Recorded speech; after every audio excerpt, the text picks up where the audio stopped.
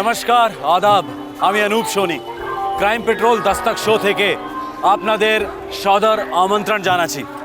मैं इस वक्त पश्चिम बंगाल की राजधानी कोलकाता में हूँ। आज और कल का एपिसोड यहाँ पश्चिम बंगाल में घटे रियल लाइफ केसेस पर आधारित है। उफ, तुम भी ना हर बार शादी की बात करके मूड खराब कर देते हो। अरे कितनी बार कहा है लाइफ को एंजॉय करो। अधूरा लगता है, मुझे सेटल जिंदगी चाहिए। कुछ फायदा नहीं इन सब चीज़ों से। अरे मैं तुम्हें अपने एक्सपीरियंस से बता रही हूँ, एक बार इन सब चक्करों में फंस गए ना तो समझो धंस गए। तुम साथ हो तो मुझे दोनों मंजूर है। लेकिन मुझे मंजूर नहीं है। अरे एक बार गलती करके तो फंस चुकी हूँ और दोबारा शादी करके मैं फंसना नहीं चाहती हूँ। मतलब तुम अपने पति और बच्चों को छोड़ के मेरी जिंदगी नहीं बनोगी? मैं किसी की नहीं हूँ, मैं हूँ तो सिर्फ खुद की। अरे इतना अच्छा सब कुछ चल रहा हम दोनों के बीच में, लेकिन तुम होके ना सब कुछ बिगाड़ने पे तुले हुए हो। नाजायज जिस्मानी रिश्ते भी आखिरकार रिश्ते होते हैं और इनमें भावनाओं का उबाल आना स्वाभाविक है। जब भी कोई नएपन या वासना के कारण अपनी शादी के दायरे के बाहर खुशी खोजता है या फिर किसी और की शादीशुदा जिंदगी का उल्लंघन करता है तो वार्निंग बेल की तरह दस्तक गूंजती है कि आज नहीं तो कल किसी न किसी का दिल टूटने वाला है। और अक्सर टूटे दिलों में आग लगने में वक्त नहीं लगता, फिर वो चाहे आदमी हो या औरत, दिल जलों का कोई भरोसा नहीं। Barrackpore, north 24 Parganas district, west Bengal.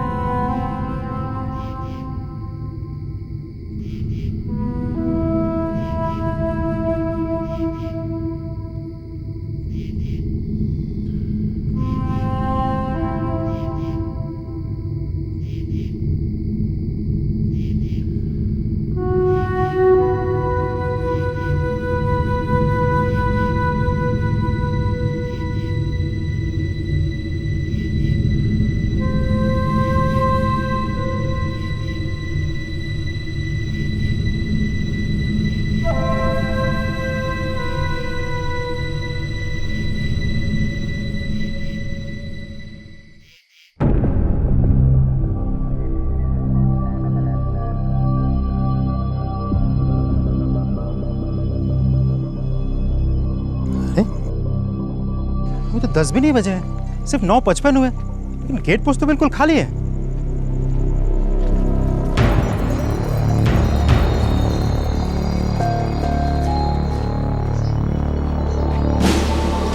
Sir, साहब अभी भी 10 नहीं बजे, लेकिन वहाँ गेट पर ड्यूटी पे कोई भी नहीं है सर। की बोलचिश? Yes sir. अरे ऐसे कैसे हो सकता है? शेखर गुप्ता का ड्यूटी है वहाँ पे, जाओ जाके देखो वहीं कहीं होगा। हाँ सर, मैं भी जानता हूँ उसे वहीं होना चाहिए था, लेकिन मैंने खुद जाके देखा शेखर नहीं है वहाँ, शायद जल्दी घर चला गया होगा। व्हाट? घर गया होगा? अरे ऐसे कैसे जा सकता है वो अपना घर? अभी तक राइफल और एमिनेशन जमा नहीं किया उसने।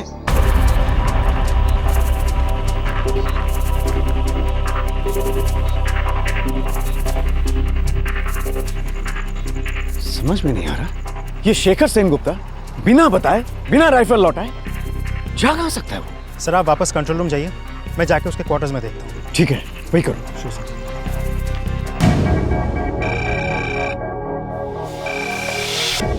Guard commandant.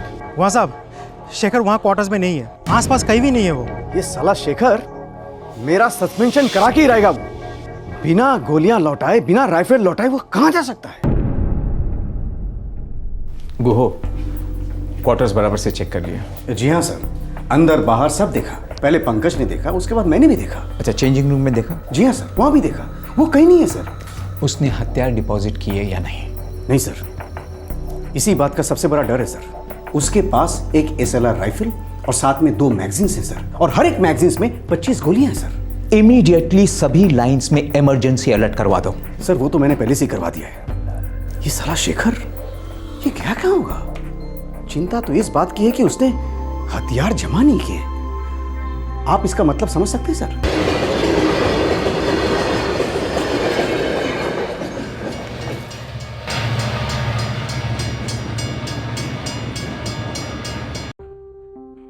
शेखर की ड्यूटी रात 10 बजे खत्म होती है, लेकिन उस रात शेखर 10 के पहले ही पुलिस लाइन से निकल गया।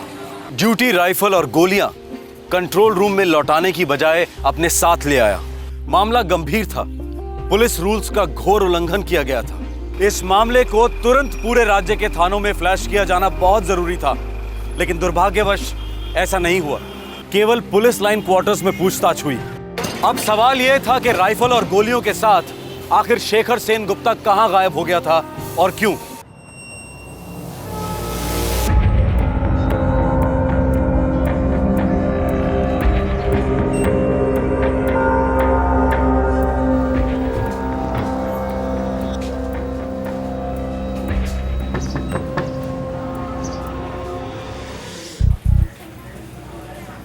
शेखर, तुम्ही इतनी सुबह सुबह?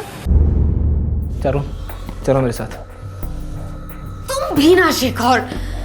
अरे हम लोग एक ही बात के बारे में कितनी बार बहस करेंगे? नहीं करेंगे चारू बहस, अब कोई बहस नहीं करेंगे चारू।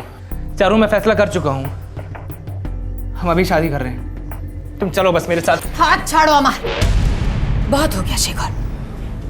देखो अब मैं तुम्हें ये आखिरी बार समझा रही हूं कि मैं शादीशुदा हूं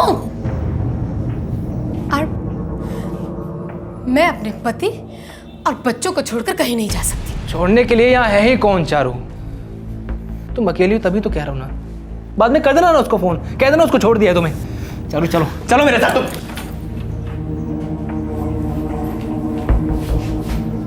बेरिए जाओ एखान থেকে, चले जाओ अभी।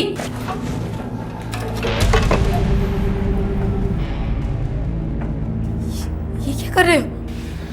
चारू तुम मेरे साथ चलती हो या नहीं? क्यों कर रहे हो शेखर? ऐसा मत करो। देखो मैं तुम्हारे आगे हाथ जोड़ती हूँ शेखर, इरम करो ना। चारू मैं हाथ जोड़ रहा था तुम्हारे कब से मनाने की कोशिश कर रहा हूं तुमको मैं। तुम मान रही हो? नहीं, लेकिन आज मेरे हाथ में ये है। इसको नीचे करो शेखर। एक मिनट शेखर, मैं ऐसे कैसे चल सकती हूँ? देखो मुझे मेरे पति से बात करनी दो, आराम से। बात करनी है तुमको? हाँ। तो बात करो ना तुम। लो बात करो, अभी तुम बात करो। करो चारो बात।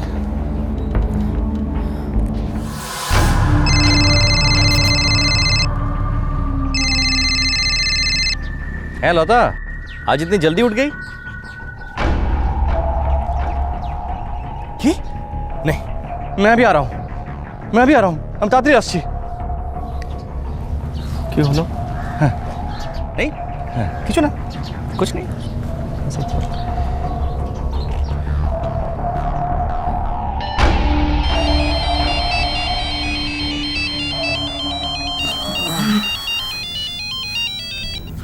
हाँ जीजू, इतनी सुबह सुबह कॉल किया, सब ठीक तो है ना? संजीव बच्चे ठीक है ना? ऑटो। हाँ हाँ भालो ऐसे सो रहे हैं, लेकिन बात क्या है? संजीव, तुम्हारी दीदी लता बहुत मुश्किल में फंस गई है। लेकिन कैसी मुसीबत जीजू? हाँ है, वो शेखर घर पहुंच गया है और तुम्हारी दीदी के सर पर बंदूक तानी है। अरे ये क्या कह रहे हैं आप? देखो मैं यहाँ फैक्ट्री से निकल चुका हूँ, मैं घर पहुंच रहा हूँ, तुम जल्दी से घर जाओ। है बुझे? और सुनो, मेरी बहन कृष्णा को मैंने फोन कर दिया है, वो भी पहुंचने वाली है, ठीक है? हाँ हाँ जीजू, मैं अभी निकलता हूँ और सौमिरन को भी साथ लेके आता हूँ। पता नहीं उस शेखर के दिमाग में क्या चल रहा है।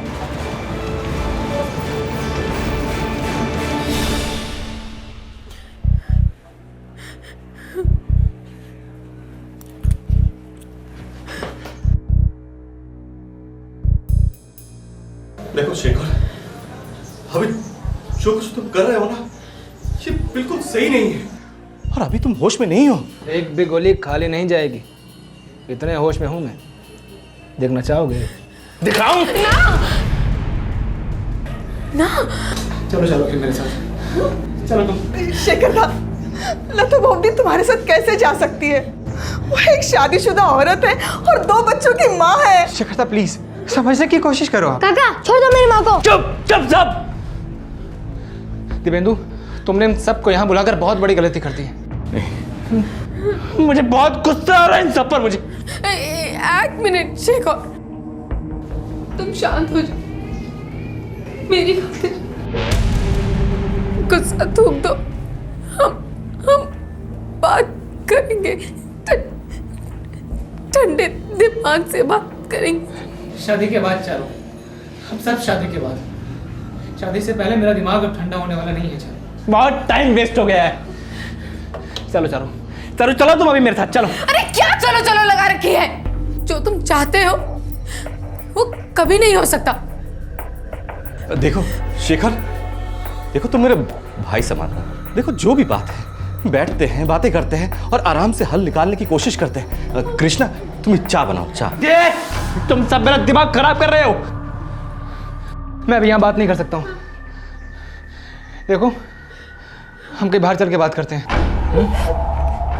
मेरे घर चलते हैं शेखरदा। तू बीच में मत बोल, समझा?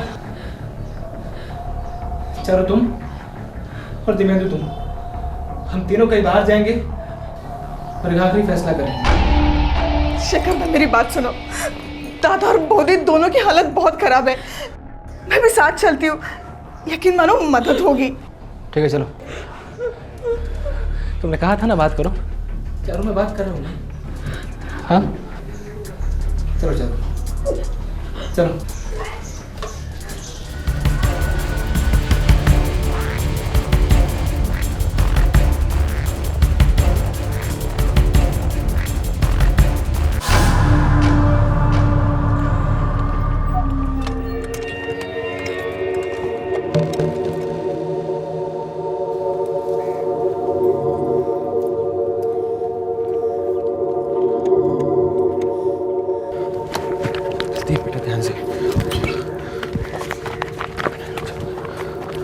देखो शेखर, शांत हो जाओ। अभी तुम बहुत टेंशन में हो।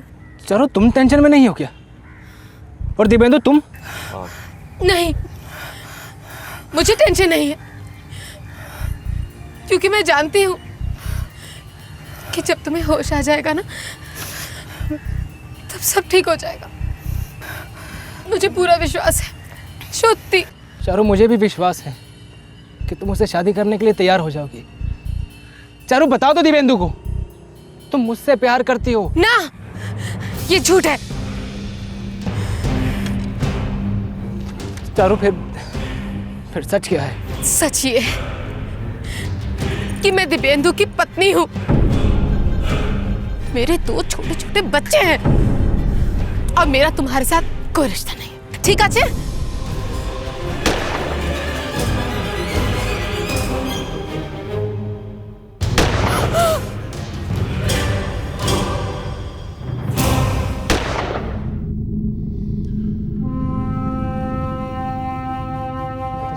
चलो वरना मैं भी गोली मार देगा।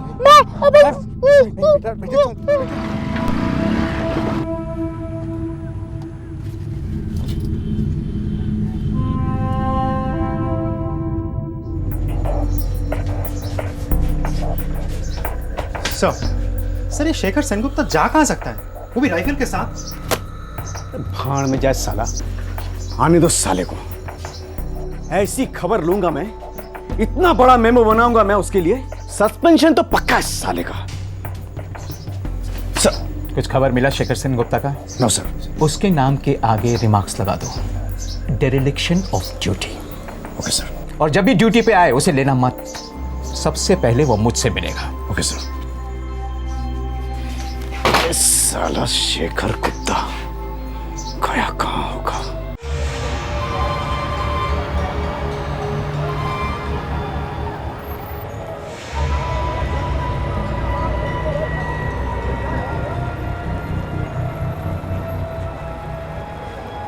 शेखर का नाम फ्लैश करो। कांस्टेबल शेखर सेनगुप्ता। हाँ सर, राइफल का जो डिस्क्रिप्शन हमें मिला है उसके मुताबिक गन ऑटोमेटिक होगा, मतलब कि 12th बटालियन का होगा। उन्हें सबसे पहले कांटेक्ट करो। सर।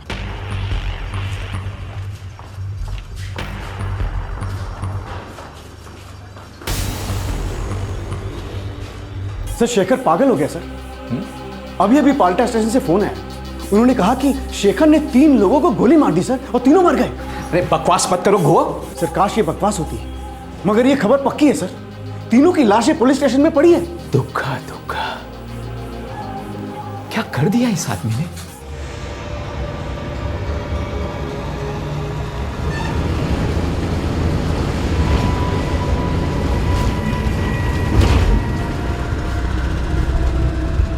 सर सुबह सुबह वो मेरी दीदी के घर आया, बहुत जल्दी। तब से उसका दिमाग बिगड़ा हुआ था। तुमने हमें फोन क्यों नहीं किया? पता था उसके पास राइफल है, फिर भी हीरो बनने चली थी। पीछा किया उसका? हम सब बहुत ज़्यादा डरे हुए थे सर। मैं तो बस ये पता लगाना चाहता था कि वो उन तीनों को कहाँ लेके जा रहा है, और पता लगते ही मेरा पुलिस को फ़ोन करने का प्लान था, लेकिन उसने तो सर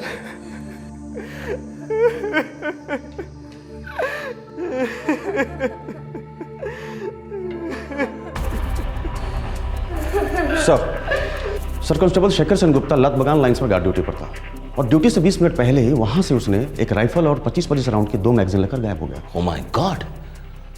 तो उन्होंने तुरंत सारे पुलिस स्टेशंस को खबर क्यों नहीं की? इसका मतलब है उसके पास 39 गोलियां भी बाकी हैं। बड़ी कैलिबर की गोलियां हैं सर, सिर्फ एक ही गोली काफी है जान लेने के लिए। पता नहीं क्या करने निकला है ये कांस्टेबल शेखर सेन गुप्ता, और क्यों?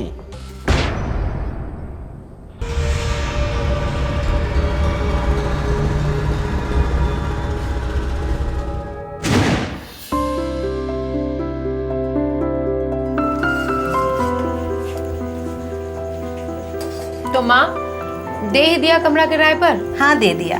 ভালো করেছো।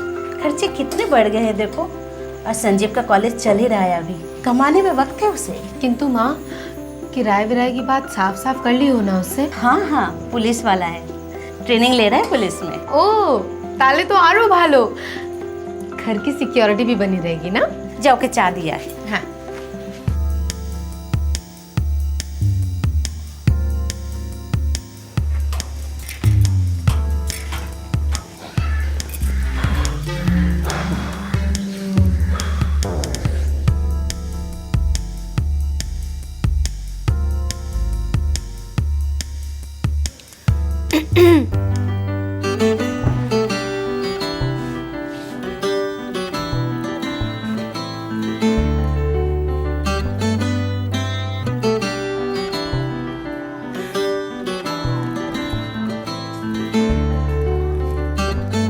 Thank you. 4 बिस्कुट माँ ने भेजे हैं। अच्छा, उनको मेरा थैंक यू कहिएगा। आपको भी थैंक यू। ओ बाबा इतना सारा थैंक यू। सॉरी। আবার सॉरी একটা না सॉरी भी 3-3। अब शायद संजीव की दीदी हैं। हैं चारुलता আমার नाम, यहीं पास में रहती हूँ। मेरे हस्बैंड गन फैक्ट्री में सर्विस करते हैं। ओह, हमारे फोर्स में राइफल्स और बुलेट्स जो हैं वो वहीं से आती हैं। ओह छोटी सी दुनिया।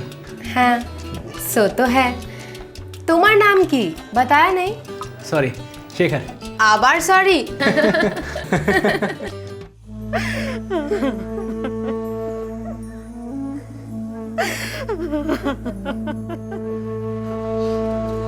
मैं हमेशा चारू से कहती थी दूरे थाक ए पागल थे, लेकिन मेरी बात कभी नहीं सुनी। देखो क्या हाल कर दिया मेरी बेटी को। सर शेखर सेन गुप्ता जलांगी मुर्शिदाबाद से बिलोंग करता है सर। जलांगी में कहाँ? सागरपाड़ा एरिया, और वहाँ की टीम को हमने रेड अलर्ट कर दिया है। स्टेट के हर पुलिस स्टेशन में अलर्ट जारी कर दीजिए। इस आदमी की तस्वीर और डिटेल्स हर पुलिस स्टेशन में होनी चाहिए। सबको पता होना चाहिए कि इसके पास एक राइफल है with 39 live cartridges, and this man is dangerous, very very dangerous. सब हो गया। इनफैक्ट देशबंधु ये कल ही हो जाना चाहिए था। सर हमने पुलिस को अलर्ट कर दिया था, लेकिन that was not sufficient. State के हर पुलिस स्टेशन में खबर पहुंच जानी चाहिए थी। पुलिस रूल बुक के हर नियम को तोड़ा है उसने। अपने राइफल और एमुनिशन वापस नहीं की है। एम आई राइट? हमसे बहुत बड़ी गलती हो गई। अब इस गलती का नतीजा कितना बड़ा होगा ये तो वक्त ही बताएगा।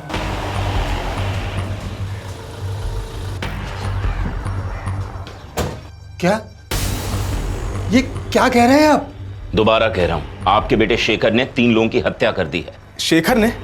साहब उसका कोई हमारे पास फोन नहीं आया था। देखो वो जैसे ही तुम्हें फोन करेगा तुम मुझे फोन करोगे, और जरा भी देर की तो फिर तुम्हारी खैर नहीं। चलो। शेखर, बाबा संभालो। ये क्या कर दिया रे तूने? बाबा संभालो, मुझे पता था कि एक न एक दिन कुछ ऐसा होना ही था। कितनी बार समझाया कि वो शादीशुदा औरत है, उसे भूल जा, कोई दूसरी कर ले, लेकिन उस औरत का जादू उसके दिमाग में कीड़े की तरह घुस गया था। प्रेम बड़ो मधु कभू काछे कभू सुदूर। शर्म नहीं आती? एक शादीशुदा औरत से क्या क्या करवा दिया तुमने? क्या कहूँ, सॉरी या थैंक यू? चुप, बदमाश। तुम्हारे लिए ना अब एक अच्छी सी लड़की देखकर शादी करवानी पड़ेगी तुम्हारी। लड़की तो मैंने देख ली है। अच्छा, श्रुति की गो कौन है? अब मुझ जैसी है या नहीं? सुशील, संस्कारी, शेरनी है, सुंदर वन की शेरनी। अच्छा चारू, तो जमाई जी तुमसे बात करना चाहते हैं। है माँ, आज जी। माँ जाने दो। फिर कब? जब जब चारू, तुम हमेशा के लिए मेरी हो जाओ ना। चुप, लालची। इस मैं गाना सुन रही थी, सेलफोन का रिंग नहीं सुनाई दिया ना सोना। हाँ, शाम तक लौट आऊंगी। अरे हाँ रे बाबा, दोनों बच्चों को स्कूल से लेते हुए आऊंगी बस। तुम भी ना कैसे बच्चों की तरह नाराज होते हो।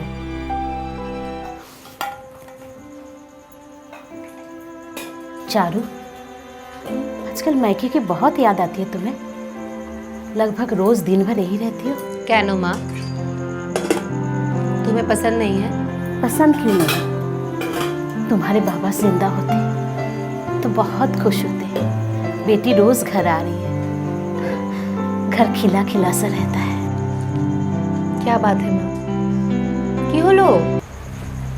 तुम्हारे पिताजी देख नहीं पाते कि उनकी बेटी शादीशुदा, 2 बच्चों की माँ, एक पराये मर्द के साथ घंटों बंद कमरे में रहती। माँ, तुम जो सोच रही हो वो सही नहीं है, गलत सोच रही हो। तुम गलत कह रही हो चारू, मुझसे आंखें चुरा रही हो, लेकिन आईने को क्या जवाब देती हो? अपने घोंसले को मत चलाओ।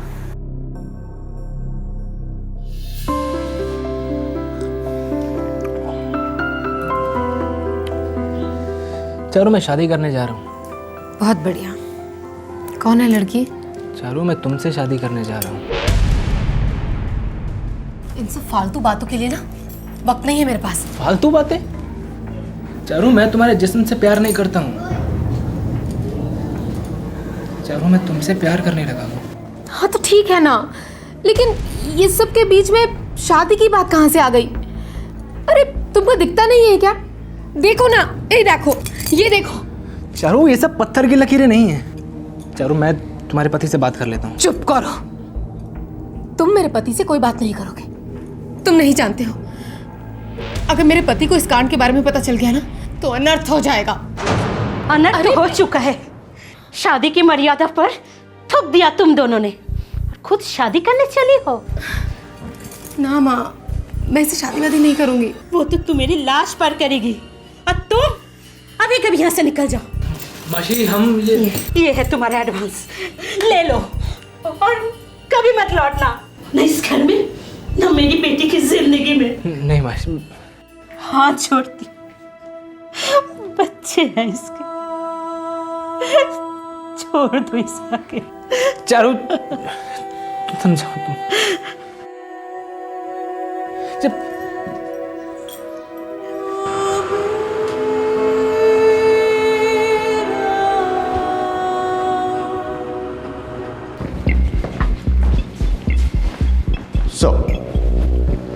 सर, शेखर का मोबाइल ऑफ आ रहा था। पता चला कि वो अपना मोबाइल क्वार्टर पर छोड़ कर गया है। मतलब शेखर की लोकेशन के बारे में हमारे पास अभी तक कोई जानकारी नहीं है। वेस्ट बंगाल के सारे पुलिस स्टेशन पर रेड अलर्ट जारी है। पर अभी तो कुछ क्लू नहीं मिला। यहाँ क्वार्टर में उसका कोई दोस्त वोस्त था क्या? यस सर, कांस्टेबल सोमेश दास उसका रूम पार्टनर था। सोमेश, 1 साल से तुम रूम शेयर कर रहे हो कांस्टेबल शेखर सेन गुप्ता के साथ? जी सर।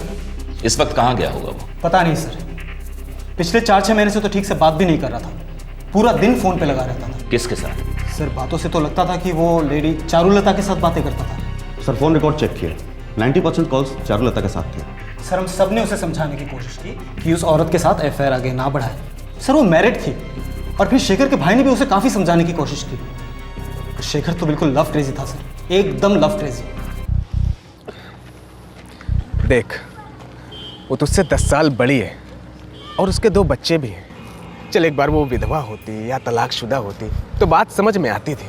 तलाक हो भी सकता है, अब ज़रूरत पड़ी ना तो विधवा भी हो सकती है वो। एक तमाचा मारूं तुझे, क्या हो गया तुझे?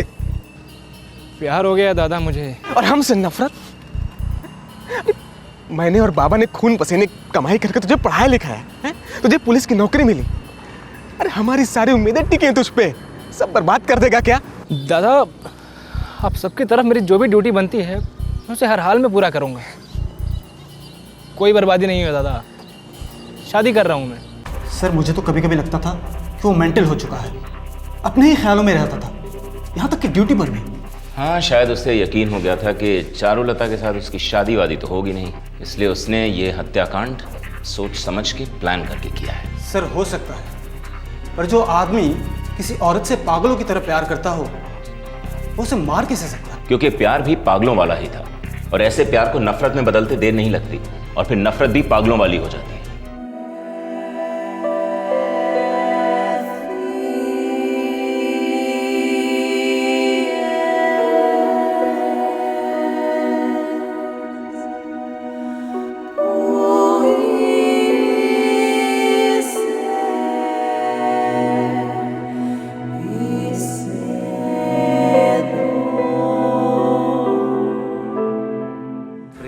যেন এক অতিথির মতো কখনো জীবনে আসে,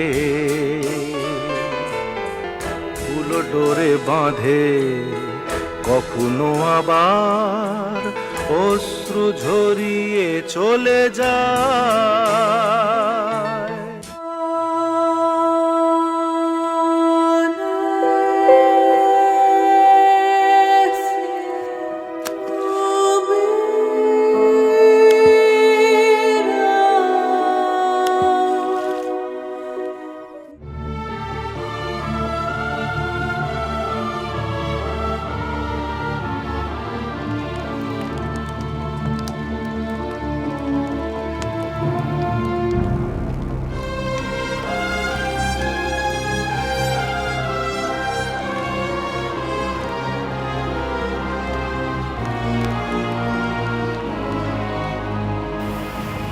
एक जवान पुलिस कांस्टेबल के सामने उज्जवल भविष्य था, लेकिन एक अफेयर ने उसे खूनी भगौड़ा बना दिया जो अपनी ही फोर्स से भाग रहा था।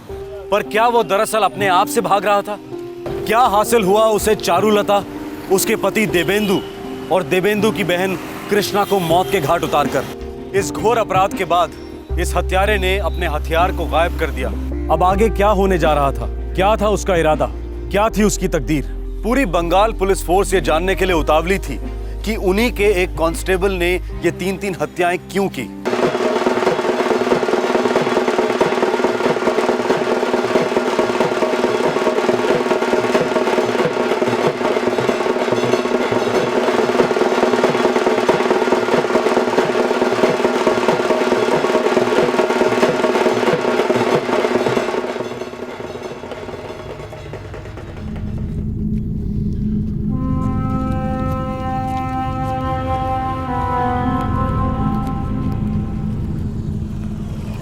आप शेखपारा तक लिफ्ट दे सकते हैं मुझे? जी सर, बढ़िया, थैंक यू।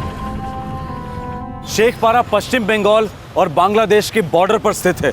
वहां से कुछ ही किलोमीटर दूर इंटरनेशनल बॉर्डर का खारपारा आउटपोस्ट है। शेखर यहां क्या कर रहा था? आखिर इरादा क्या था इस हत्यारे का?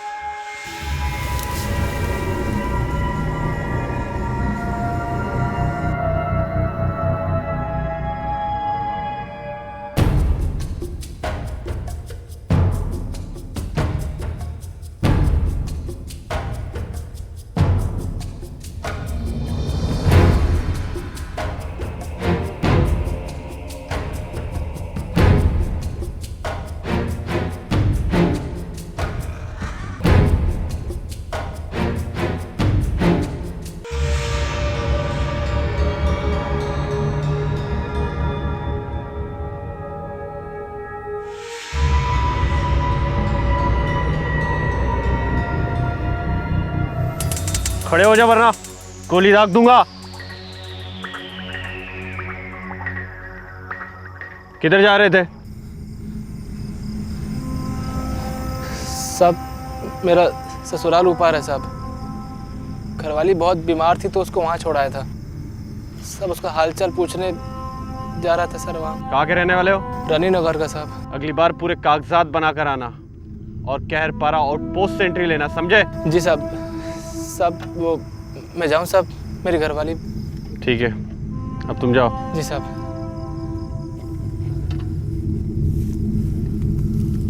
पश्चिम बंगाल और बांग्लादेश की सरहद के दोनों तरफ रहने वाले लोगों के बीच रोटी बेटी का रिश्ता है। ह्यूमैनिटेरियन ग्राउंड्स पर कभी कभी हिंदुस्तान की बॉर्डर सिक्योरिटी फोर्स और बांग्लादेश की बांग्लादेश राइफल्स के जवान आम नागरिकों को एक दूसरे के गांव में आने जाने देते हैं। शेखर इस बात से अच्छी तरह से वाकिफ था क्योंकि वो खुद जालंगी मुर्शिदाबाद से था, जो एक बॉर्डर जिला है।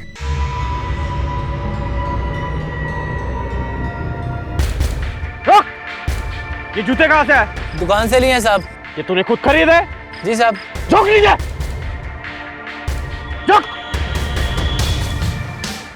शेखर बॉर्डर से फरार होने के इरादे से आया था, लेकिन उसके जूतों ने उसके इरादों पर पानी फेर दिया।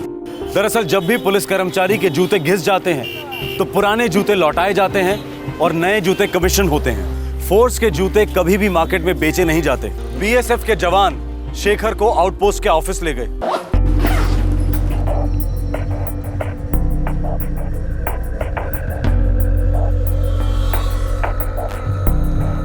जनाब, ये पश्चिम बंगाल पुलिस का कर्मचारी मालूम पड़ता है? चल अब नाम बोल और सच बोल।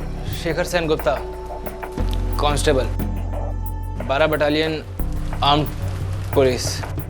शेखपाड़ा पुलिस स्टेशन में फ़ोन लगाओ और पूछो सच बोल रहा है या हम सच बुलवाएं इससे।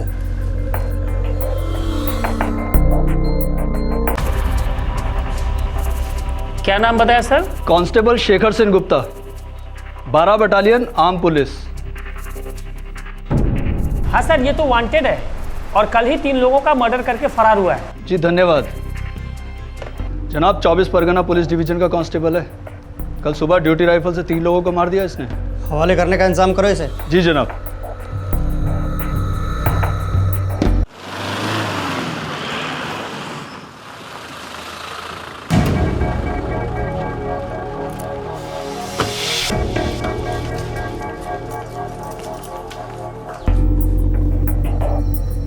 दो छोटे छोटे बच्चों को तुमने अनाथ कर दिया। क्या मिला ये सब करके तुम्हें? मुझे तो बस चारू को मारना था।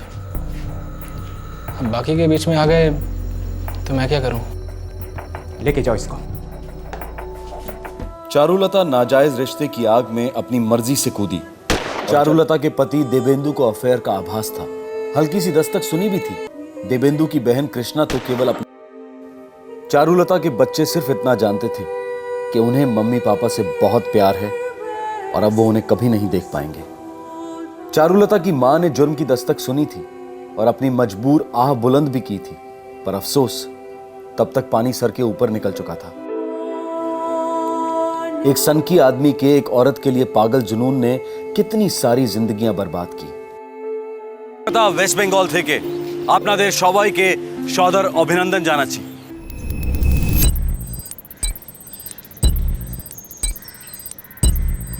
कितना टाइम वेस्ट होता है यार। इन सब चीज़ों से कोई फ़ायदा हुआ है क्या? आज तक किसी बॉम्ब रखने वाले को पकड़ा इन्होंने? फालतू में हम जैसे सीधे लोगों को परेशान करते हैं। देखो, जो होना है वो तो होता ही है ना। ज़बरदस्ती का दिखावा है ये सब। सॉरी सर, ये सोच गलत है। अगर हम चेकिंग ना करें और कुछ हो जाए तो आप क्या कहिएगा? यही ना कि हमने चेकिंग नहीं करी और बॉम्ब ब्लास्ट हुआ। आप तो सिक्योरिटी एक्सपर्ट हैं, हम आप जनता हैं। कॉमन सेंस की बात है। बम रखने वाला कभी इधर से जाएगा क्या? कभी नहीं, लेकिन ऐसी चेकिंग बॉम्बर को मुश्किल में डाल देगी, उसके रास्ते बंद कर देगी और उसके पकड़े जाने का खतरा बढ़ा देगी। और ये भी कॉमन सेंस की बात है कि आतंकवादी जितना खतरे में उतने आप सेफ। एक बॉम्ब ब्लास्ट और हम सब सुरक्षा व्यवस्था का चीरहरण करने लगते हैं। ये एक भयानक पैटर्न बन गया है। आतंकवाद ने हमें इस कदर भयभीत कर दिया है कि मानो हमारी शक्ति, हमारी बुद्धि, हमारी समझ सबको लकवा मार गया हो। और ये चल नहीं सकता, क्योंकि इंसान या तो डर सकता है या जी सकता है, और डर के जीने का तो सवाल ही नहीं उठता। अप्रैल 2011, मालदा, वेस्ट बंगाल।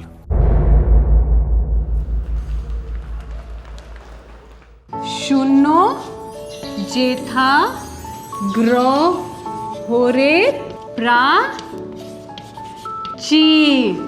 ঠিক আছে, তো আজকে আমরা রবীন্দ্রনাথ ঠাকুরের একটা কবিতার চর্চা করব। হ্যাঁ, চিত্ত যেথা ভয় শূন্য, উচ্চ যেথা শীল, জ্ঞান যেথা শূন্য যেথা গ্রহরে प्राचीर। तो वीकेंड पर जगन्नाथपुर माँ बाबा के पास? अरे ना बाबा, मैं अकेले ही कमरे में बैठ के कोई किताब पढ़ लूँगी। जगन्नाथपुर जाती हो ना तो माँ बाबा का लूप शुरू हो जाता है। अब तुम्हारे लिए एक लड़का ढूंढना ओनू, तुम्हारी शादी करनी ओनू, अभी करनी ओनू, शादी ओनू। उफ बाबा रे। तो कर लो ना शादी, इतनी बुरी बात भी तो नहीं है। खुद के लिए एक लाइफ पार्टनर ढूंढ ही लो, एक नया लाइफ पार्टनर। मैं अपने आप को वक्त देना चाहती हूँ। ओनू, अपने आप को वक्त देने का भी एक वक्त होता है, उसके बाद समझौता करना पड़ता है, सबको करना पड़ता है। ओनू, कुछ लोग होते हैं जो हमारे लिए नहीं बने होते हैं, जैसे कि अमित। अमित तुम्हारे लिए बना ही नहीं था। Just accept it. वाणी, क्यों करते हैं लोग समझौता? यादें, उन पुरानी यादों का क्या? पुरानी यादें मिटाने के लिए नई यादें बनानी पड़ती हैं। No choice. ट्राई करूँगी, एक लास्ट बार ट्राई करूँगी। Sounds good. चल।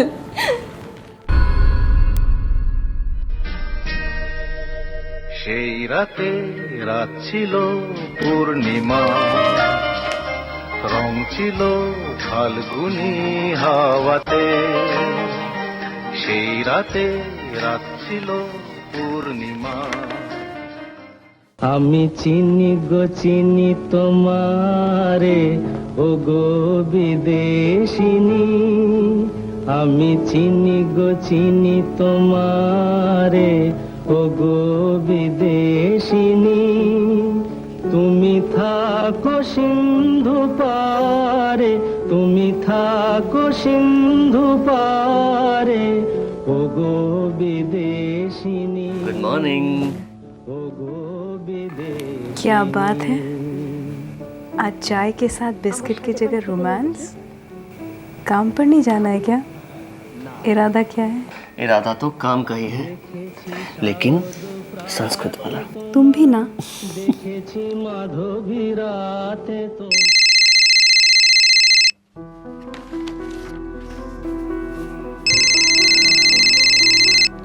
है शेखर, बोलो।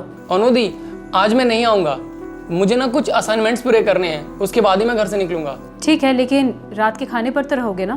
दीदी मैं श्योर नहीं बोल सकता, मैं आपको फ़ोन करूंगा, शाम को फ़ोन करूंगा आपको, यस या नो। शेखर, ठीक है। हाँ, अनु, शनिवार रविवार को क्या स्पेशल क्लास है तेरा? नहीं तो माँ, घर पर ही हूँ। तू घर पे नहीं, किराए के मकान में है। घर ये है तेरा, जहाँ हम पूरा हफ्ता इंतजार करते हैं तेरे आने का। माँ प्लीज़ हाई ड्रामा क्रिएट मत करो, मुझे ढेर सारे पेपर्स करेक्ट करने थे इसलिए नहीं आ पाई। नेक्स्ट वीक आऊंगी पक्का। पर वो तो तू यहाँ भी कर सकती थी बेटा। कहा ना आजबो नेक्स्ट वीक, पक्का आजबो। बाबा तुझे बहुत याद करते हैं बेटा। मैं भी माँ बहुत याद करती हूँ सबको। ओ हाँ, यही तो है। आप है अनुपमा सरकार? मेरे फेस पर लिखा है अनुपमा सरकार। नहीं, मुझे लगा। गलत लगा, ऊपर रहती है। ऊपर कैसे जाते हैं? नॉर्मली हम इन्हीं सीढ़ियों से चल के जाते हैं। लीजिए। Thank you.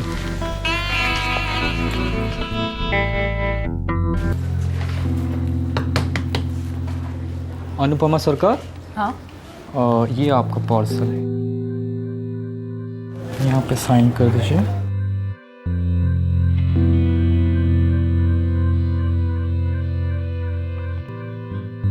Thank you.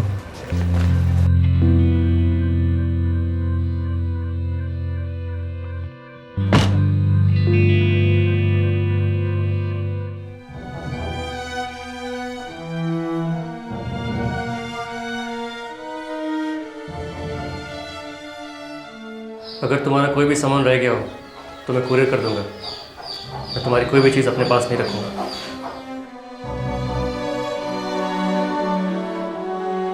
लेकिन तुम मेरे हर चीज़ में, मुझ में हमेशा रहोगे अमित।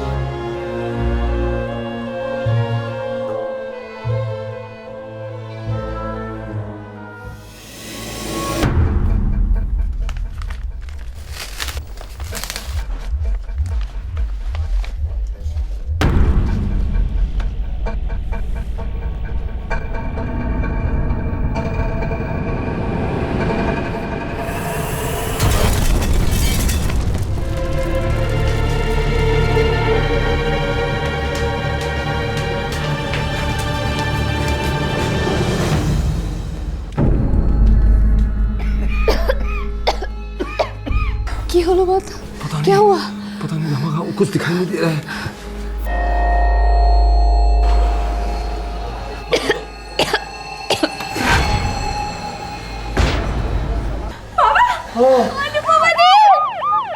ये क्या हो गया?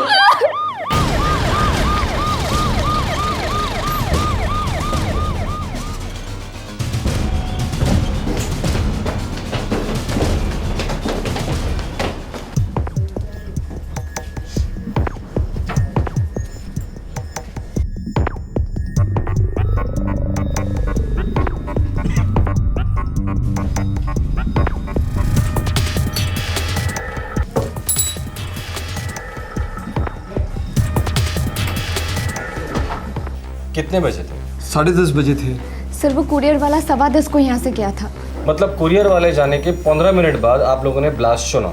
जी सर। जी हाँ।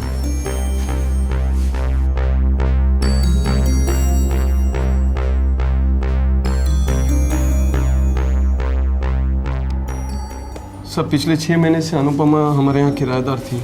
अकेली रहती थी? जी, कभी कभी इसका छोटा भाई शेखर आ जाता था रहने के लिए। की काज को? माधवरी गर्ल्स स्कूल में टीचर थी।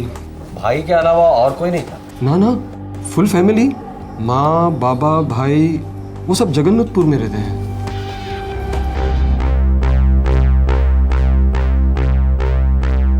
ये IED है, इम्प्रूव्ड एक्सप्लोसिव डिवाइस। सर ये IED का इस्तेमाल तो माओवादी आतंकवादी करते हैं। मालदा के इंग्लिश बाजार इलाके के पास मालन चपली में अनुपमा के घर एक पार्सल कुरियर हुआ और उसके अंदर के बॉम्ब ने अनुपमा की जिंदगी उड़ा दी। इस किस्म का एक्सप्लोसिव पश्चिम बंगाल के नक्सलवादी ग्रुप इस्तेमाल करते हैं। अब कई सवाल उठ रहे थे, क्या अनुपमा नक्सलियों का शिकार बनी थी? और अगर हाँ तो क्यों?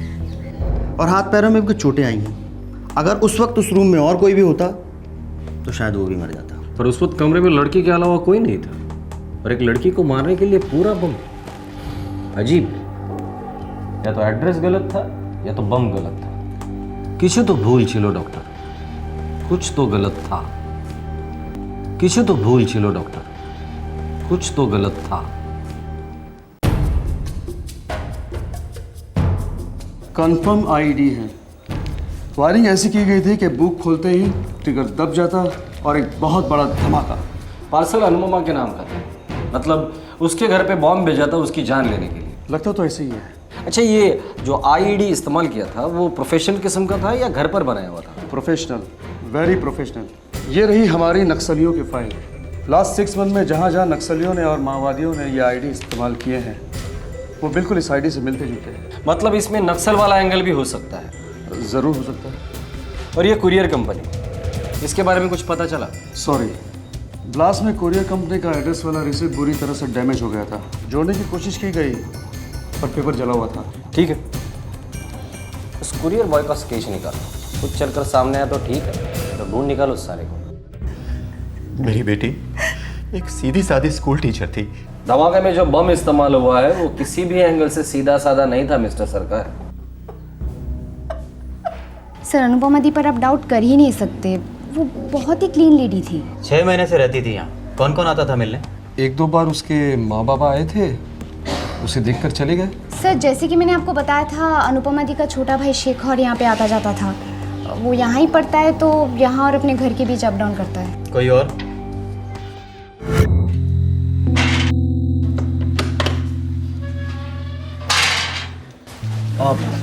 अनुपमा सरकार यहीं रहती है क्या? जी, ऊपर के कमरे में। धन्यवाद।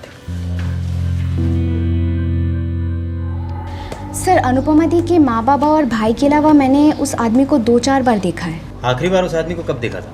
यही कहीं 6-8 हफ्ते पहले। कौन था वो? नो आइडिया सर, मैंने ना उसे पूछा ना अनुपमा दी से। कैसा दिखता था? सर मीडियम बिल्ड था, थोड़ा सा गोरा था। ये अमित सेन गुप्ता कौन है? नहीं पता, कभी सुना नहीं उसके बारे में। पर सर वो कुरियर वाला जो पार्सल देने आया था, उस पार्सल पे अमित सेन गुप्ता का नाम लिखा था। ये लड़का जो पार्सल देने आया था, कुरियर वाला, उसका हुलिया चाहिए हमें। अमित सेन गुप्ता मेरी बेटी का एक्स हस्बैंड, डिवोर्स हो गया था उनका, गजोल में रहता है। एनवलप पे भी यही लिखा है, अमित सेन गुप्ता गजोल। जी, अमित का नक्सलवादियों के साथ कोई कनेक्शन है? हमें नहीं पता। 5 साल पहले शादी हुई थी दोनों की, डिवोर्स 2 साल पहले हो गया था। 2 साल पहले जब वो शादीशुदा थे तब उसका नक्सलवादियों के साथ कोई रिश्ता था? हमें कुछ नहीं पता इंस्पेक्टर। तो आपको क्या पता है मिस्टर सरकार? बस इतना कि वो आदमी हमारी अनु के लिए ठीक नहीं था। सर वो अनुदी से नफरत करता था। इतनी नफरत कि उसने उसे इस तरह से मार डाला? हाँ सर, क्योंकि अनुदी ने उसे छोड़ दिया था। क्यों छोड़ दिया था उसे? मैं और रीना कॉलेज में एक साथ थे। एक साथ थे? हमारी शादी के पहले बताया क्यों नहीं तुमने मुझे? क्योंकि तब मुझे भी नहीं पता था कि रीना के लिए मेरी फीलिंग्स क्या है। इसका मतलब मुझसे शादी करने के बाद तुम्हारे उस रीना के लिए फीलिंग्स जाग उठी। मेरे पीठ पीछे नाजायज अफेयर शुरू हो गया। तुम्हें कोई आइडिया नहीं है तुम कितनी घटिया हरकत कर रहे हो। शादी से पहले पता होता तो कभी बेटी नहीं देते उसे। साला पकड़े जाने के बाद भी मेरी दीदी से बोला मैं रीना को बुला नहीं सकता, नहीं छोड़ सकता उसे। इतना बेशरम इंसान है ये अमित सेन गुप्ता। मेरी बेटी ने उसे बहुत टाइम दिया, 2 साल भुगता उसने, और फिर हताश होकर डिवोर्स मांगा उससे। सर सच बात तो ये है वो डिवोर्स देना ही नहीं चाहता था। सोने की मुर्गी जो थी मेरी अनुदी, बेचारी कमा कमा कर पैसे इसके हाथ में देती और वो सारा पैसा उस रखी हुई औरत पर खर्च करता। डिवोर्स मांगा तो हाथ उठाया। हमने अपनी बच्ची को कभी डांटा भी नहीं, उसने पीटा मेरी बच्ची को। हमने पुलिस कंप्लेंट भी की थी हबीबपुर पुलिस स्टेशन में। मेरे पास एमसी की कॉपी भी है। तब उसने हमें धमकी भी दी थी, एक न एक दिन वो मेरी बेटी से बदला लेगा, और उसने बदला ले लिया। अनुपमा के साथ मेरी अच्छी जमती थी। कैसी थी वो? काफी डिस्टेंट। अमित के धोखे का शौक वो बर्दाश्त नहीं कर पा रही थी। इनफैक्ट डिवोर्स के बाद भी वो अमित से उतना ही प्यार करती थी। उसके किराए के मकान पे उससे मिलने एक आदमी आता था। कौन आता था? मैं आपसे पूछ रहा हूँ कौन आता था? डिवोर्स के बाद कोई अफेयर? ना। पक्का? पक्का तो बोलते पर आई मीन नहीं कह सकती, पर अफेयर होना मुश्किल है ऑफिसर, बहुत मुश्किल है। मतलब उसने कभी जिक्र नहीं किया उस आदमी के बारे में जो उससे घर पे मिलने आता था? No officer. सर मुझे नहीं लगता कि मर्डर और ब्लास्ट में कोई नक्सल का एंगल है। मुझे भी यही लगता है, ये बदले वाला मामला होगा। बदला? तलाक के 2 साल बाद, और वो भी इतने खतरनाक और भयानक तरीके से। बैनर्जी, बदले की आग लंबी सुलगती है, हम लोगों ने तो कई बार देखा है। अच्छा, इस कुरियर वाले का क्या हुआ? इंग्लिश बाजार कस्बे में तकरीबन 27 कुरियर कंपनियां हैं। मैंने अपने खबरी नेटवर्क को एक्टिवेट कर दिया है, जल्दी ये लड़का पकड़ा जाएगा। वो अमित सेन गुप्ता, उसका गांव गजोल, वहाँ से क्या खबर है? सर वहाँ तकरीबन 30 कुरियर कंपनियां हैं और कई तो फ्रेंचाइजी हैं। एक बार ये लड़का पकड़ा गया, ये खुद हमें उस कुरियर कंपनी तक ले जाएगा जहाँ से वो पार्सल आया था। बैनर्जी, गजोल जाने की तैयारी करो। हमारा मुख्य आरोपी अमित सेन गुप्ता ही है, और अब तक तो वही है।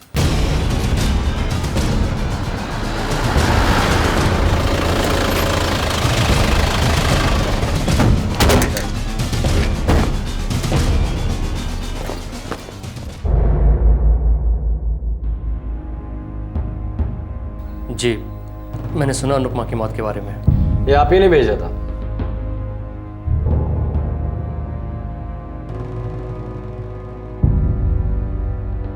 देखिए, ये क्या कह रहे हैं आप? पिछले हफ्ते रीना नाम की लड़की से मेरी सगाई हुई है और मैं अपनी जिंदगी नए सिरे से शुरू कर रहा हूँ। रीना का और तुम्हारा तो शादी के पहले से ही शुरू था ना, तो ये नए सिरे से जिंदगी शुरू करने की बात कहाँ से आती है? पिछले 2 साल से मेरा अनुपमा से कोई कांटेक्ट नहीं रहा है, और फिर मैं उस चैप्टर को ही नहीं बल्कि पूरी किताब को बंद कर चुका हूँ। बम किताब में, किताब लिफाफे में, और लिफाफे पर तुम्हारा नाम। क्या तरीका है किताब बंद करने का? बेश तो वाह। तुम मेरी बेटी को धोखा दे रहे हो अमित, और उम्मीद करते हो कि हम तुम्हारा साथ दें, चुप बैठे रहे। किसी चीज़ की कमी नहीं है आपकी बेटी को, और फिर मैं अनु को छोड़ के किसी और के साथ तो रह नहीं रहा हूँ। पत्नी का दर्जा है उसका। बड़ी मेहरबानी है तुम्हारी, राइट? चलो तुम्हारे भी पति का स्टेटस बना रहेगा, और मैं जाके करती हूँ कोई अफेयर वफेयर। पहले पीठ पीछे फिर आमने सामने, हाँ? जल के राख हो जाओगे। अनु! ज्यादा हीरोगिरी मत कीजिए। अनुदी छोड़ चुकी हैं आपको, सिर्फ डाइवोर्स बाकी है। चुपचाप दे दीजिए, नहीं तो पुलिस केस हो जाएगा। बहुत भारी पड़ेगा ना, बहुत भारी, बहुत पछताओगी तुम।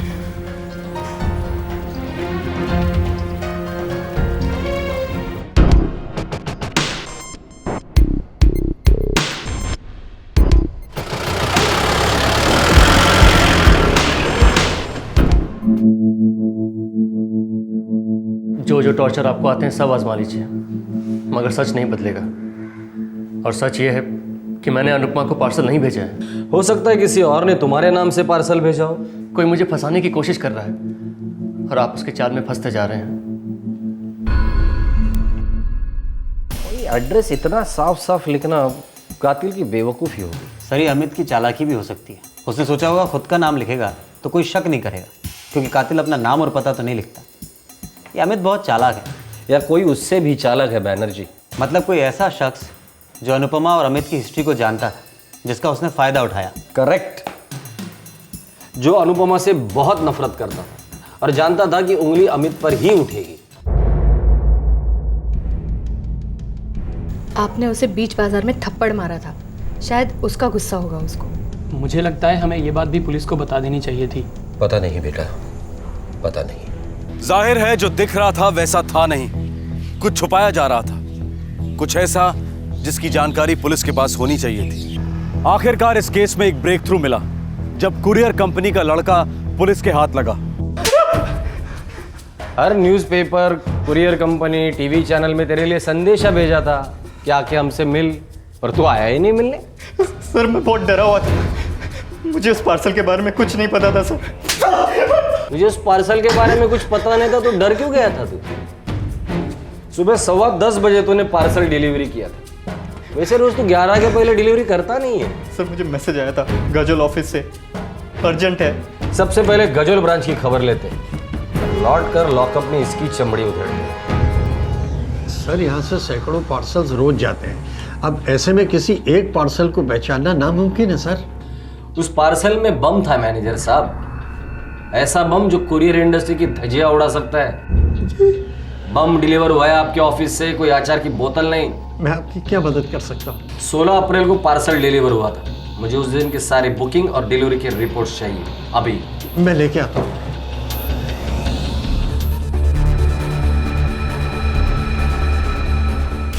16 तारीख को डिलीवर होने के लिए बुकिंग कब की गई होगी? सर 13 को या फिर 14 को, बस यही 2 दिन क्यों? सर डिलीवरी के लिए हम नॉर्मली 3 दिन लेते हैं, पर अगर अर्जेंट हो तो 2 दिन में डिलीवर कर देते हैं, पर उसका एक्स्ट्रा चार्ज लगता है। आपके ऑफिस से इंग्लिश टाउन बाजार के ऑफिस को फोन किया गया था और बताया गया था कि ये पार्सल अर्जेंट डिलीवर करना है। जी सर, ये रही रिपोर्ट। ये नंबर ट्राई करो, जरूर बंद रहेगा। करेक्ट सर, डीएक्टिवेटेड है। अमूल चैटर्जी, इसी ने बुकिंग ली थी ना? जी सर। बुलाइए उसे। जो पार्सल अनुपमा सरकार के घर पे ब्लास्ट हुआ, उसके बुकिंग एजेंट आप ही थे? जी मैंने की थी बुकिंग, और मैंने अखबार में पढ़ा था ब्लास्ट के बारे में। तो अखबार में पढ़ने के बाद मौन व्रत धारण कर लिया था? पुलिस को इन्फॉर्म करना जरूरी नहीं समझा? जी मैंने बताया था इनको। सर अमोल ने बताया था, लेकिन हम नहीं चाह रहे थे कि हम किसी लफड़ा में फंस जाएं। पुलिस लफड़ा है? फिर हम लोगों को क्यों गाली देते हो जब बीच बाजार में ब्लास्ट हो जाता है? मैं भला मेरा घर भला सोचने से एक दिन एक ही घर बचा रहेगा उनके रडार पर, और वो आपका होगा। बम, सब कुछ खत्म। चुप रहकर आप लोग आतंकवादियों को बढ़ावा देते हो, और बढ़ावा देना उनका साथ देने जैसा ही है, समझे? मैं बताता हूँ, वो 2 लोग आए थे पार्सल लेकर।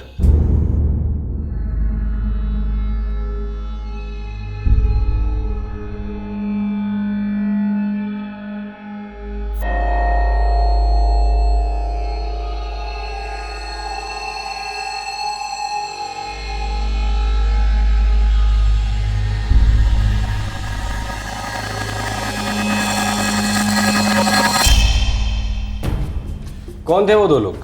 साहब मैंने उनका नाम तो नहीं पूछा। एक गोरा आदमी था मीडियम हेल्थ वाला, और जो दूसरा आदमी था वो उसकी हाइट इतनी थी और कुछ अजीब सी शक्ल थी उसकी। यहाँ के बाल जो थे वो यहाँ तक थे। दादा ये कुरियर मॉलन चौपल्ली कब पहुँचेगा? अगर मौसम ठीक रहा तो 3 दिन में पहुंच जाएगा पार्सल। उससे पहले नहीं पहुँच सकता क्या दादा? हम कोशिश करेगा। दादा थोड़ा एक्स्ट्रा चार्ज ले लो और जल्दी पहुँचा दो ना। 100 रुपये एक्स्ट्रा चार्ज लगेगा तो 2 दिन में पहुंच जाएगा पार्सल। दादा 200 रुपये देता हूँ, कल तक पहुँचा दो। 1000 दोगे तो भी 2 दिन में ही पहुंचेगा। हमारा एक्सप्रेस डिलीवरी 2 दिन का ही है। भालो एक्सप्रेस डिलीवरी से भेज दो इसको, लेकिन थोड़ा जल्दी। हाँ साहब उन्होंने मेरे से मेरा नंबर भी लिया था और कम से कम 1 दर्जन बार कॉल किया और यही पूछते रहे पार्सल गया क्या, पार्सल गया क्या। बैनर्जी, अमोल साहब के कॉल डिटेल्स चेक करो और उनके कॉल्स को ट्रैक करना। सर ये जो 2 आदमियों के बारे में बता रहे हैं उनमें से एक गोरा चिट्टा मीडियम हेल्थ वाला आदमी, वैसे किसी आदमी के बारे में अनुपमा के मकान मालिक की बेटी ने भी बताया था। ये आदमी अनुपमा को जानता था और कोई ना कोई होगा जो इसे जानता हो। सर जिस सिम से इसने फ़ोन किया था उसी सिम से उसे धर लेंगे हम। फाइनली इस केस की कड़ियां जुड़ने लगी। अब पुलिस उस शख्स को ढूंढ रही थी जिसने वो पार्सल भेजा था। आखिरकार कौन था ये आदमी? क्या अनुपमा के घर वाले उसे जानते थे? वो पुलिस से क्या छुपा रहे थे? ठीक ठाक कद है, गोरा चिट्टा लड़का है। मॉलन चौपाली में अनुपमा से मिलने आता था। वहां कोई नहीं जानता कि वो कौन था। क्यों जानतो ना, किसी को भी नहीं पता। लेकिन ऐसा हो ही नहीं सकता कि अनुपमा ने आपको उसके बारे में कुछ बताया ना हो।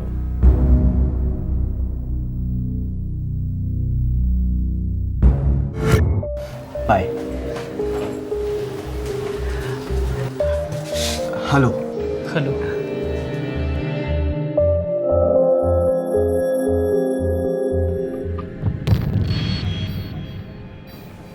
यहाँ के लोकल लाइब्रेरी में मैं मिली उससे। कब की बात है? एक दिन जब मेरा सेल गायब हो गया था तो दूसरे दिन मैं लाइब्रेरी में थी।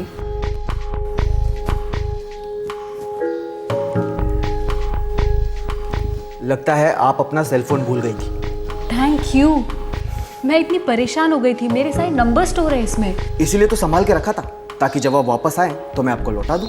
Thank you very much. वैसे आपका नंबर है मेरे पास, तो अगर अब से आपको कोई भी ब्लैंक कॉल दे तो आप समझ जाइएगा कि वो बदमाश कौन है। आप मुझे ब्लैंक कॉल्स क्यों देने लगे?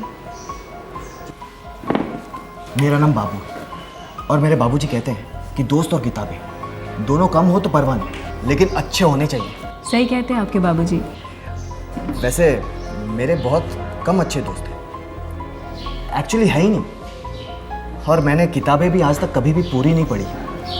ऐसा क्यों? इंतज़ार कर रहा था एक ऐसे खूबसूरत इंसान का जो मेरा बहुत अच्छा दोस्त बन सके, और एक गहरी किताब भी। क्या आप मेरी फ्रेंड बनेंगी? दो फिल्मी डायलॉग्स क्या मारे उससे प्यार हो गया आपको? उसके बारे में जानती भी हैं आप? टीवी इंजीनियर है। वो क्या होता है? टीवी इंजीनियर क्या करते हैं? खूब भालो क्वेश्चन। टीवी इंजीनियर बिरयानी बनाते हैं, खूब भालो, खूब टेस्टी। मजाक मत करो, बोलो तो। ओनू सीधी सी बात है, टीवी इंजीनियर टीवी रिपेयर करते हैं। अगर टीवी बीमार पड़ जाए तो हम उसका इलाज करते हैं। ये तुम हमको टीवी का डॉक्टर भी बुला सकती हो। Very funny. वहाँ लाइब्रेरी में क्या कर रहे थे? अरे बाबा, वहां पे टीवी का इलाज कर रहा था। और देखो मेरी तन्हाई का भी इलाज हो गया। ओनू, अग्नि को साक्षी मान के क्या तुम मेरे साथ 7 फेरे लोगी? मैं उस आग में एक बार पूरी तरह जल चुकी हूँ बाबू। ओनू एक बात बताओ, अगर हमारी 5 उंगलियां एक जैसी होती तो क्या हम एक बड़े से अजीब से गोरिल्ला जैसा नहीं दिखते?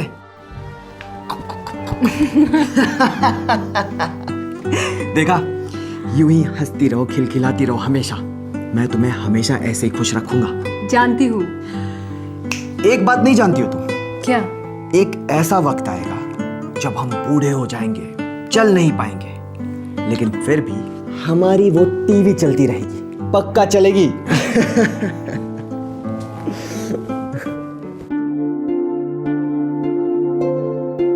बेटा, इस लड़के के बारे में तुम सब कुछ अच्छी तरह से जानती हो ना? जितना सच मुझे बताया उतना तो मैं जानती हूँ बाबा, और मुझे लगता है कि मैं प्यार करती हूँ उससे, और वो भी करता है। अमित के बारे में कुछ भी ज़्यादा जाने बिना तुम्हारी शादी करा दी। और देखो कितना सहना पड़ा तुम्हें, हमें, हम सबको। किसी के बारे में तो सब कुछ जानना इम्पॉसिबल है माँ। हम तो खुद ही हमारे बारे में सब कुछ नहीं जानते हैं। अनु दी, ये सब किताबी बातें सिर्फ किताबों में ही अच्छी लगती हैं। इस बाबू के बारे में आपको 100% श्योर होना पड़ेगा। ये जो बाबू है ना, एक छोटी सी टीवी रिपेयर दुकान में काम करता है। उसमें क्या बुराई है? बुराई है, ये बाबू इससे पहले 6-7 टीवी रिपेयर दुकानों से निकाला जा चुका है। मालूम है क्यों? झूठ बोलता है इसलिए। तभी तो खुद हाई स्कूल फेल है और अपने आप को इंजीनियर बताता है। और दीदी आप भी उसकी बातों में आ गए। पूरा का पूरा सर्किट खराब हो गया है, शोल्डरिंग करना पड़ेगा। ये बाबू कौन है यहाँ? मैं हूँ बाबू, कहिए क्या बात है? मैं अनुपमा का बाबा। सरकार साहब आइए ना। नमस्ते। सुनो बाबू, मेरी बेटी को अकेला छोड़ दो, पहले ही बहुत भुगत चुकी है वो। बाबा जो कुछ भी भुगती है सब भुलवा दूंगा, राज करेगी मेरे साथ। झूठ, झूठ का राज, झूठे आदमी की पत्नी का झूठा राज। बाबा लोगों को मेरे बारे में गलत फहमी है और कुछ नहीं। उसे दूर करने की कोशिश मत करो बाबू, बस तुम उसकी जिंदगी से निकल जाओ। ये नहीं हो सकता, हम दोनों एक दूसरे के साथ काफी दूर तक जा चुके हैं। क्या कहा तुमने? अनु से मैं प्यार करता हूँ, शादी करना चाहता हूँ, खुश रखूंगा उसे, बस यही तो कहा है मैंने। दोबारा उसकी तरफ आंख उठाकर भी देखा तो खैर नहीं तेरी।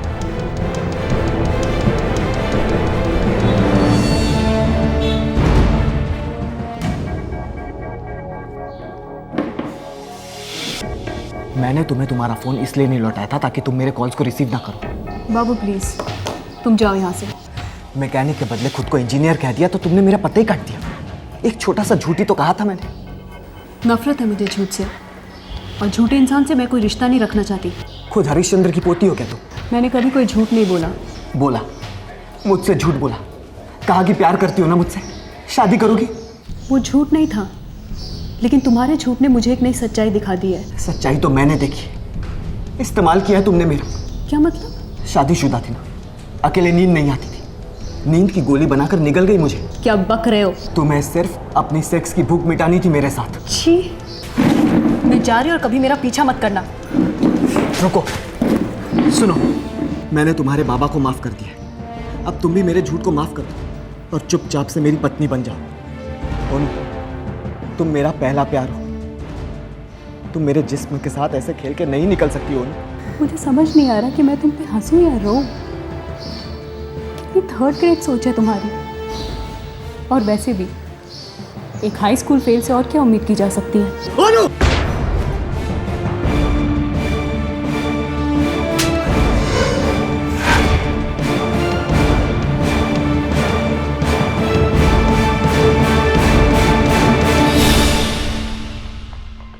उस दिन से जो हरासमेंट शुरू की उसने। क्या करता था? दिन रात फोन पर फोन, अलग अलग नंबरों से, और फिर धमकियां देता था कि उनके बीच बेडरूम में जो कुछ हुआ इंटरनेट पर डाल देगा। अनुदी ने काफ़ी कोशिशें की उससे दूर रहने की। उन्होंने सिम बदला, पर वो पता कर लेता और धमकी देता था कि उसके पास अनुदी का एक MMS है। वो MMS वाली बात मैंने दबा कर रखनी चाहिए थी, इसलिए आपको नहीं बताया था। हमें शक है कि अनुपमा के खून के पीछे ये बाबू ही है। अनुपमा ने अपनी जिंदगी की सारी डिटेल्स इस बाबू को बता दी थी। अनुपमा पूरी तरह से उसके मुट्ठी में थी और बाबू ने उसी मुट्ठी को कुचल दिया। सर, वो नंबर ट्रैक डाउन हो गया। बाबू और उसका दोस्त इन बाजार में। चलो।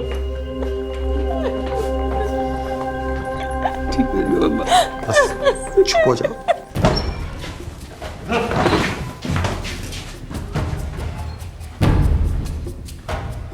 प्यार, मोहब्बत, गुस्सा, नफरत अपनी जगह, और इस तरह किसी को बम से उड़ा देना। क्या चल रहा था तुम्हारे दिमाग में?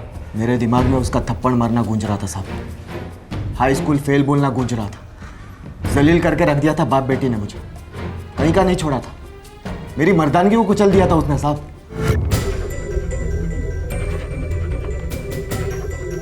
ये काम करेगा ना? अरे बाबा, अब तक तो हर बार काम कर गया है।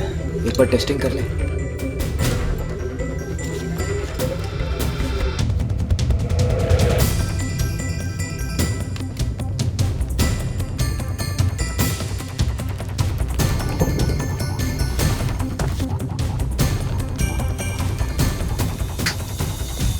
अभी किताब खुलते ही बूम।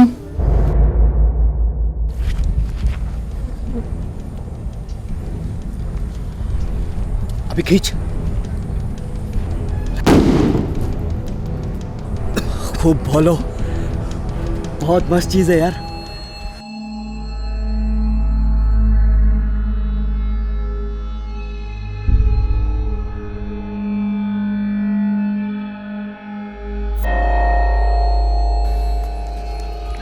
उन्होंने मुझसे कहा था कि अमित ने कसम खाई है उससे बदला लेने की, लेकिन बदला लूंगा मैं और भुगतेगा वो साला अमित।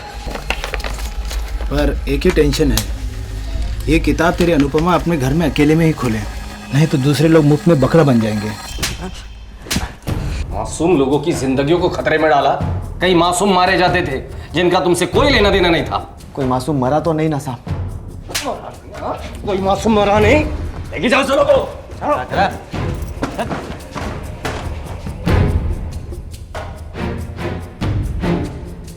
चलो चलो चलो। अमित,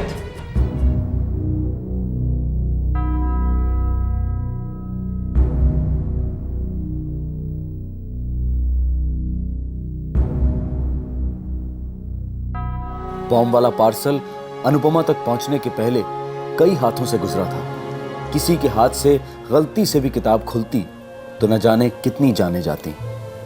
पर बॉम्ब अपने सही निशाने पर फूटा, अनुपमा के हाथों में।